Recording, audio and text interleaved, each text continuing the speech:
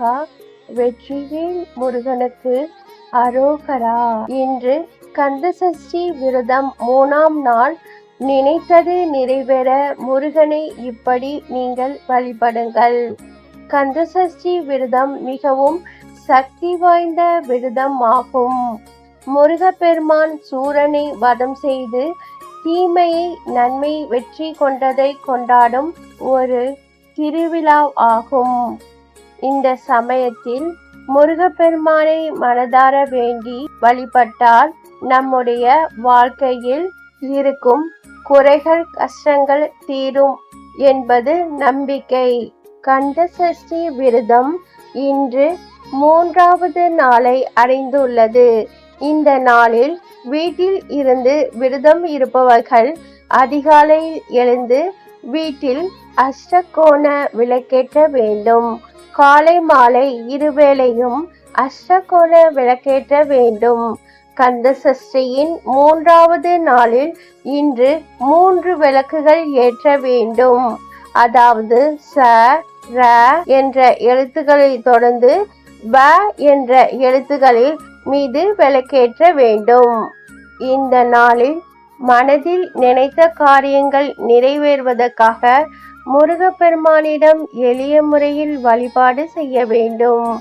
அதிகாலையில் பிரம்ம முகூர்த்த நேரமான 4:30 முதல் 6 மணியிலான நேரத்தில் எழுந்து வீட்டில் பூஜை அறையில் விளக்கேற்றி வைத்து திருத்தணி தலத்துக்குரிய திருப்புகழை கந்தர் அனுபூதியும் பாடலையும் பாடி வழிபட வேண்டும்.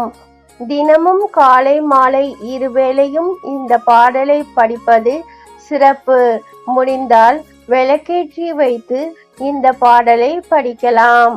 ஓம் சரவணபவ என்று சொல்லிக்கொண்டே இருந்தால் சோர்வு நீங்கும், புத்துணர்ச்சி பெருகும். கந்தசஷ்டியின் 3வது நாளில் மனதில் நினைத்த காரியங்கள் நிறைவேறுவதற்காக முருகப்பெருமானின் கந்தசஷ்டி விரதத்தை நாம் தொடரும்போது வீட்டில் முருகனுக்கு படைக்கும் பிரசாதத்தை சாப்பிட்டு விரதத்தை தொடரலாம். விரதம் இருப்பவர்கள் முருகப்பெருமானுக்கு பாலில் தேன் அல்லது நாட்டு சர்க்கரை கலந்து படைத்து அதை சாப்பிட்டு விரதத்தை தொடரலாம்.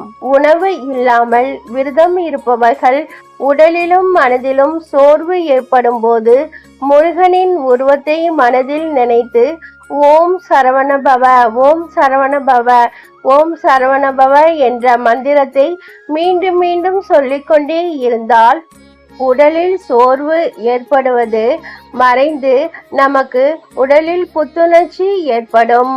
முருகனின் திருப்புகழ் பாடலை நாம் பாடும்போது வீட்டில் நெய் விளக்கை ஏற்றி வைத்து நாம் பாடலை பாட வேண்டும்.